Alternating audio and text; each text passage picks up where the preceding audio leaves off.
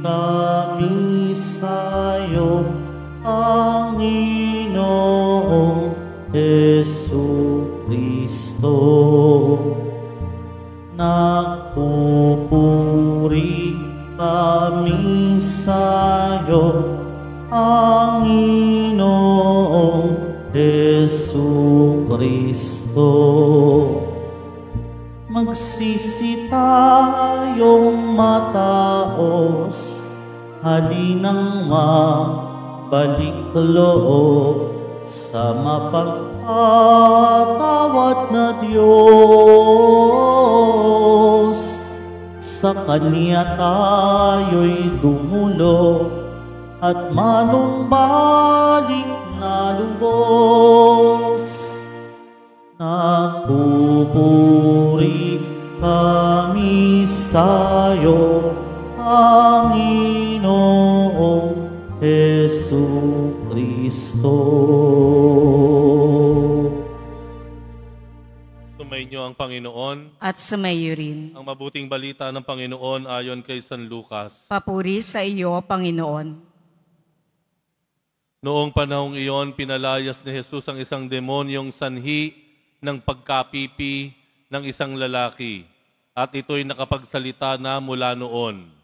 Nanggilala sa mga tao, ngunit may ilan sa kanila ang nagsabi, si Beelzebul na prinsipe ng mga demonyo ang nagbigay sa kanya ng kapangyarihang magpalayas ng mga demonyo. May iba naman nais siyang subukin, kaya't nagsabi, magpakita ka ng kababalaghang magpapakilala na ang Diyos ay sumasa iyo. Ngunit batid ni Jesus ang kanilang iniisip, kaya't sinabi sa kanila, babagsak ang bawat kahariang nahahati sa magkakalabang pangkat at mawawasak ang mga bahay roon. Kung maghimasik si Satanas laban sa kanyang sarili, paano mananatili ang kanyang kaharian? Sinasabi ninyong nagpapalayas ako ng mga demonyo sapagkat binigyan ako ni Beelzebul ng kapangyarihang ito. Kung ako'y nagpapalayas ng mga demonyo sa pamamagitan ni Beelzebul, sino naman ang nagbigay ng kapangyarihan sa inyong mga tagasunod ng makagawa ng gayon? Sila na rin ang nagpapatunay na maling-mali kayo. Ngayon, kung ako'y nagpapalayas ng mga demonyo sa pamamagitan ng kapangyarihan ng Diyos, nangangahulugang dumating na sa inyo ang paghahari ng Diyos.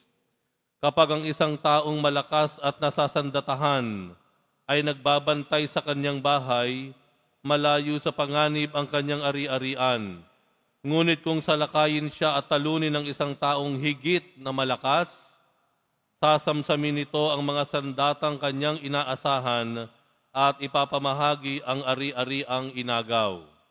Ang hindi panig sa akin ay laban sa akin, at nagkakalat ang hindi tumutulong sa aking mag-ipon. Ang mabuting balita ng Panginoon. Pinupuri ka namin, Panginoong Jesucristo. Magsiupo muna ang lahat. Nakakita na po ba kayo ng Volkswagen? Sino po nakakita ng sasakyang Volkswagen? Yung ang tawag ay pagong. Sino po? Taas ang kamay. No? Para po dun sa mga batang kagaya ko na hindi na naabutan ng Volkswagen, ang bubong po nun ay pabilog na ganoon. No? Pabilog. So papunta sa harapan, pabilog. Papunta sa likod ng pabilog. Ngayon, may tanong ako. Itanong din sa akin ito noon. May manok, may tandang na manok. Dumapo dun sa pinakatuktok ng bubong ng Volkswagen. Biglang yung tandang na manok ay nangitlog. Ang tanong, saan po gugulong yung itlog? Papunta sa harapan o papunta sa likod? Ha? Sino may sabing gugulong ang itlog papunta sa harapan ng kotse na Volkswagen? Taas ang kamay. Meron. Sino po nagsasabing gugulong ang itlog papunta sa likod ng Volkswagen? Taas ang kamay. Meron din. Mukhang magandang laban ito, no? Ang totoo po niyan ay wala namang itlog na gugulong dahil lang dumapo naman ay hindi inahing manok. Kung hindi, tandang na manok. Hindi naman po nangingitlog ang tandang. Ayan, ano. Bakit ko po nakwento to? Wala lang. Gusto ko lang pong ikwento. Hindi po, kasi po, kung titingnan po natin, ang ating buhay Kristiyano, para tayong nandoon sa bubong ng Volkswagen. Pwede tayong bumagsak paharapan o kaya palikod. Okay? Sabi ng Panginoon sa Ebanghelyo, ang hindi panig sa akin ay laban sa akin. At nagkakalat ang hindi tumutulong sa aking mag-ipon. Okay? Kung sino ang hindi panig sa akin ay laban sa akin. Dalawa lang pala po talaga ang katayuan natin bilang mga Kristiyano, bilang mga kadeboto, bilang mananampalataya. Dalawa lang po. Maaaring ikaw ay kapanig ng Diyos o kaya ikaw ay kalaban ng Diyos. Dalawa lang po iyan ang sinasabi. Hulaan niyo kung ano nagpapahirap sa atin bilang mga Kristiyano. Yung mga lumalaban ba sa Diyos? Yung hindi niya kapanig? Hindi po.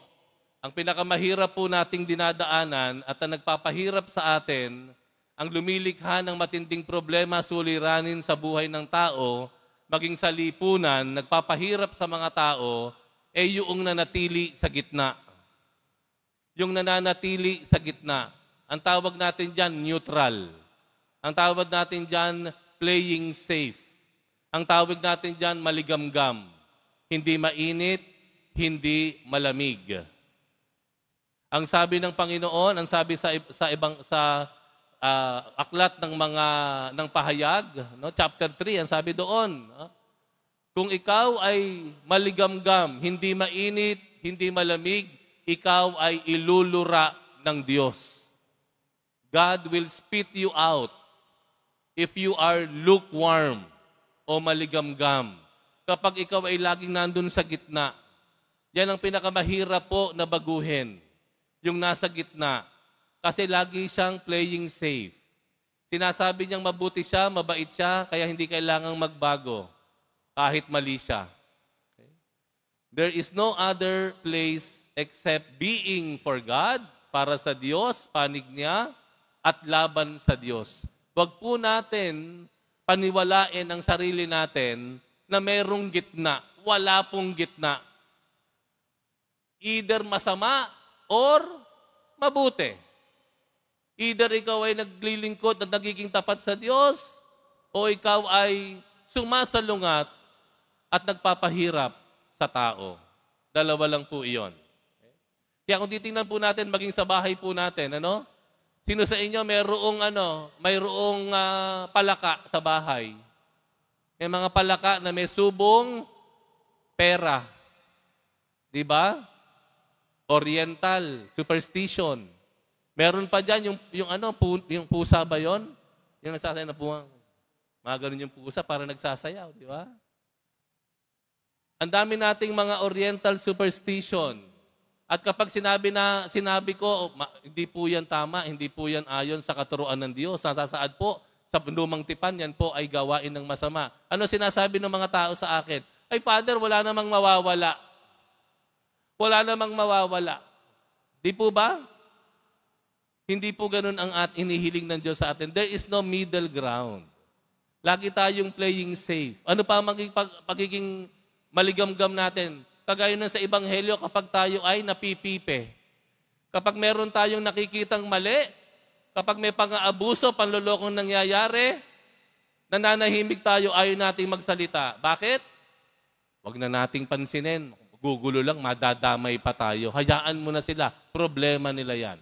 Yan po ang isa sa pinakamalaking problema sa Pilipinas. Lahat tayo playing safe. Ayaw nating makilahok. Ayaw nating magsalita kapag may mali, kapag may kasamaan, kapag may pang-aabuso, may panluloko, pagnanakaw. Ayaw nating magsalita. Bakit? Gusto natin, tahimik lang ang buhay natin. O ano nangyari? Ano nangyari? Naging tahimik nga ba? Naging payapa? Naging maunlad ba? Hindi. Bakit? Kasi being in the middle, ang totoo, yaan ay teritoryo pa ng demonyo. Ulitin ko po, kung kayo po ay nag-iisip, doon kayo sa gitna, hindi masama, hindi mabuti, hindi mainit, hindi malamig, maligamgam kayo, yung lugar na ginustuhan niyong tigilan, yan po ay hindi teritoryo ng Diyos. Yan po ay teritoryo ng demonyo. At doon kumikilos ang demonyo in the neutrality ng ating pagkilos at pagdedesisyon. Ayaw nating pumanig sa Diyos sa maraming kadahilanan. Tingnan niyo po yung Nazareno. Tingnan niyo ang ating Panginoong Jesus Nazareno. Paano niya binitbit ang krus? Paano dinala yung krus? Ha? Niyayakap niya. Buong-buo ang kanyang loob. Dadalhin ko to, papasanin ko to. Hindi siya playing safe. Hindi siya yung hawakan mo yung kabila, akin yung kabila. Hindi yung kinakaladkad niya. Hindi po. Niyakap niya buong-buo. Bakit? Dahil buo ang kanyang loob na tayo ay iligtas, dahil buo ang kanyang pagmamahal sa atin. Pero tayo, kabaliktaran. Parang gusto natin, we enjoy both worlds. Gusto nating ma-enjoy ang heaven, gusto rin nating ma-enjoy ang hell. Pakatandaan po natin yung sinabi ng Ebanghelyo. Ang hindi panig sa akin ay laban sa akin. Ang pananatili sa gitna, ang pananatiling maligamgam, ang pananatiling lukewarm, ito po ay pananatili sa panig ng kalaban, ng kasamaan ng demonyo. Kung magbibigay din naman tayo, ibigay na po natin ang 100% para sa Diyos.